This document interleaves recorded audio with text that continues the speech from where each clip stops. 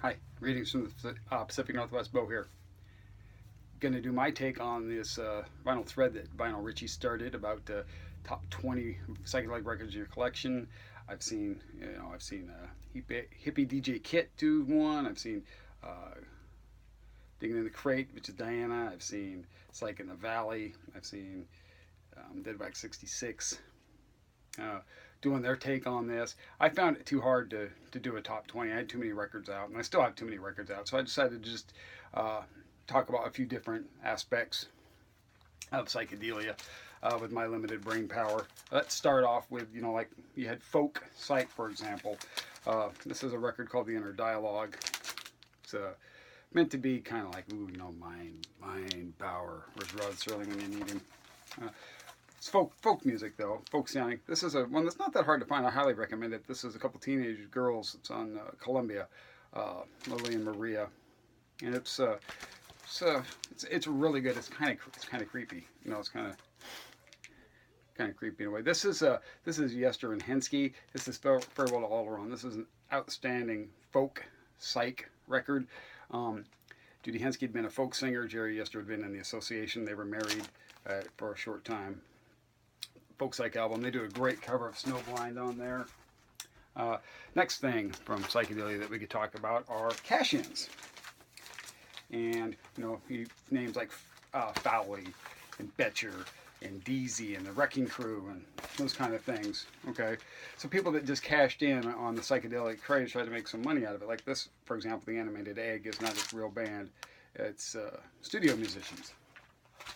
And leftover material from that is said to have, and it's rumor, don't know that's true, but it's a common rumor that the leftover material from that went into making this. This is the id, the inner sounds of the id. Here's a Kim Fowley record, St. John Green. Pretty psychedelic, pretty cool. This was produced by Goldberg and Levine, but Michael Lloyd from the West Coast Pop Art Experimental Band had a little bit to do with this. This is a Psychotic Reaction. It's all covers, studio musicians. Cash-in record. There's Kurt Betcher himself on Elektra, and he produced this with Mike Deasy from the Wrecking Crew, Friar Tuck and his psychedelic guitar. That's a pretty cool record. You also ended up having concept albums come out of this. Like this one, for example, is a rock opera, some people call it. To me, it's just pop psych, but it's the Neon Philharmonic, the Moth Confesses. I have their second record. This is far superior to that one. People may have shown this one. This is SF Sorrow from the Pretty Things. Parachute would also kind of fall under this standard, but this is the record I prefer. I think it's slightly more psychedelic. Favorite band. This was kind of the farewell to these guys. Unfortunately, Steve Marriott broke off. He wanted to bring Peter Frampton in to play guitar. He wanted less guitar responsibility. The rest of the band said no. They weren't making any money. He was mad because Lazy Sunday off this record. This is US Stereo. And number one in the UK. But Lazy Sunday, it was meant to be tongue-in-cheek, and it just, he and Frampton went off, formed Humble Pie. They went off with Rod Stewart and Ronnie Wood and made the Faces, and that was the end of them, which is too bad. These are bands that are primarily known for being psych that I don't think anybody's shown yet. Like Jimi Hendrix. I don't think anybody's shown any Jimi Hendrix. Access Bold as Love. Don't have to go into detail about him, do I? How about the Amboy Dukes? Journey to the Center of the Mind on Mainstream. Pretty good stuff. Mr. Cat Scratch Fever playing on that one. Now, you have to understand that the Animals were two different groups. I mean, if it's Eric Burdon was the common factor, but they were an R&B group in the early days. After the band broke up, he went to San Francisco, was at the Monterey Pop Festival, was highly influenced by that, formed a new group, more psychedelic. This is Winds of Change. So anything that's Eric Burdon and the Animals tends to be really psychedelic in nature. Good stuff from them. The Doors. This probably should have been in my top 10 instead of their debut. This is Strange Days. This has, the hit People Are Strange, but my favorite song is on this album as well. The other epic tune, cancel my subscription to the Resurrection, send my credentials to the House of Detention. How come nobody's showing Steppenwolf? Maybe hard rock, you know, but Born to Be Wild, Pusherman, Suki Suki. Maybe showing Zappa. I didn't use Susie Cream Cheese, but I didn't show any Frank Zappa. Somebody probably did. Like I said, I know Psych in the Valley. Sorry, I think I forgot to mention. He did a great video that I saw this morning. The Velvet Underground. Now, I prefer their later material. It's more, I guess I tend to be more poppy. But this is a fantastic psychedelic record. And these are all originals, too. None of these are reissues. Sister Ray. I mean, boy, that sounds like somebody's having a mental breakdown, doesn't it? Fans that dip their toe in psychedelia, but I don't think anybody really considers them psychedelic. Now, this is their first record, and this is more like their gollywog period to me. And this is the early one because it doesn't have the hype sticker. But they cover I Put a Spell on You. They got Susie Q on here. The 99.5 just won't do. I mean, great record from CCR. Yeah, granted, this is not a psychedelic record, but just dropped in to see what condition my condition was in. The dude abides, right? Good stuff there. The Hollies, Evolution. Once again, they sandwiched like Carrie Ann and another hit on there, but you know, this is a pretty cheap record that's pretty easy to find. Man, Lee Hazelwood, you know, and Nancy Sinatra, these guys, this is a great record. Some Velvet Morning, Lady Bird, they cover You Lost That Love and Feeling, Summer Wine. I mean, if Lee Hazelwood's involved, the Psychedelic Cowboy, pick it up. Yardbirds, yeah, I know this is their last record. Jimmy Page was off to shortly do bigger and better things. Jeff Beck and Eric Clapton were long gone at this point, but there's some psychedelic stuff on here. Only the Black Rose, White Summer, Little Soldier Boy. To me, the best song on here is more of a, and it's more like what they used to do. It's Drinking Muddy Water. That's when these guys were a blues band. Although it's a really jacked up. I mean, when I mean jacked up, I don't mean the bad. I mean they turned up, punchy in the face, kind of really good one. It's a fantastic. It's Pop-psych. This is a fantastic record. Tommy James. Liner Notes by Hubert H. Humphrey. If only he'd beaten Nixon.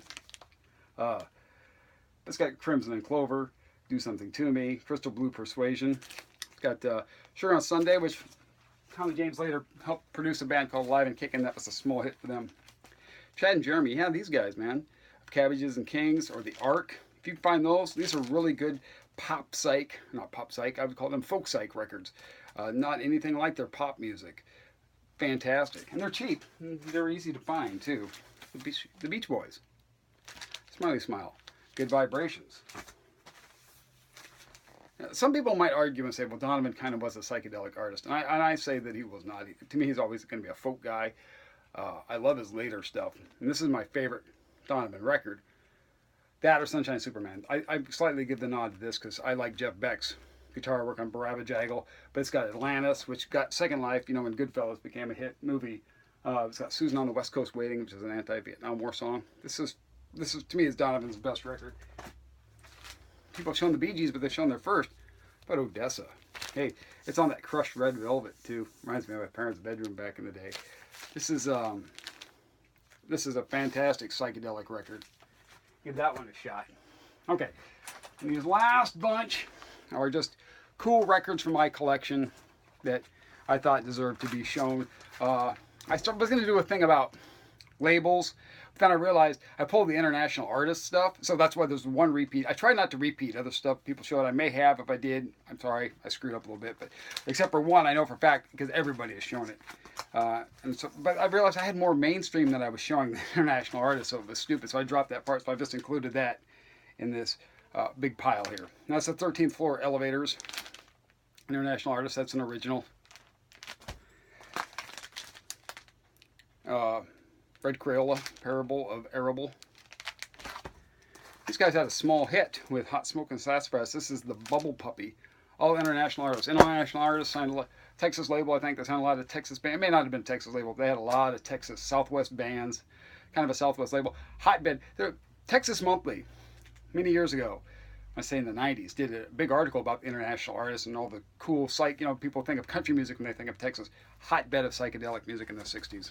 See, here's what I mean about the mainstream. December's Children. Mainstream.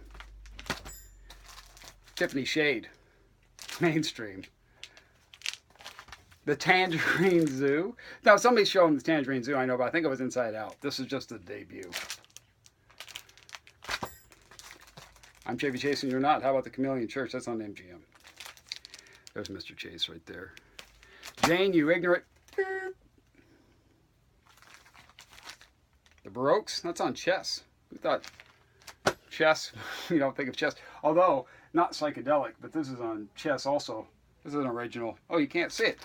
Black Murda. Here, tip it up a little bit. See that? Black Murda. It's pretty cool.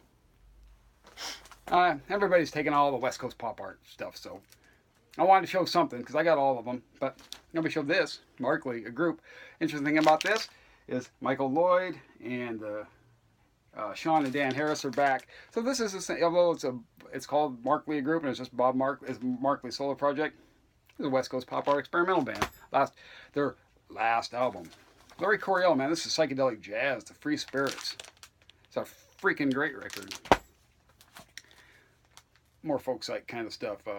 This is a UK group. Elmer Gantry's Velvet Opera. It's on Direction Records. Eden's Children. It's not bad. Good psych. Ill Wind. Flashes. I put my flash on you. Fallen Angels. Yeah, their second record's got a better reputation, and it's harder to find. This is on Roulette. But I don't have it, so I showed that one. How about the Fort Mudge Memorial Dump? A lot of these groups were, groups fronted by a lady, and I think that's one of them. This one's pretty cool on Cotillion Records. Mr. Flood's Party. Some decent psych there. This one is a really good psych record too. Kaleidoscope. Egyptian Gardens. My favorite song off that. That's a cool record. Love Da Capo. Everybody showed, and Forever Change is my favorite record, but everybody's shown that. So this is, to me, is more psychedelic even than although Forever Changes to me is a superior album. This is the more psychedelic record. She Comes in Colors. 7 and 7 Is, which was their only hit. Stephanie Knows. Side 2, Revelation, I actually kind of like that. It's pretty cool. Well, Puzzles, which is a Airbird song, but it's not that song. The Other Half. Here's the other half. Oh, that's the other side. Finally, last but not least, Unspoken Word, Tuesday, April 19th. Ooh, psychedelic. So that's it. So like I said, I tried to do a top 20. Couldn't do it. Tried to show some stuff,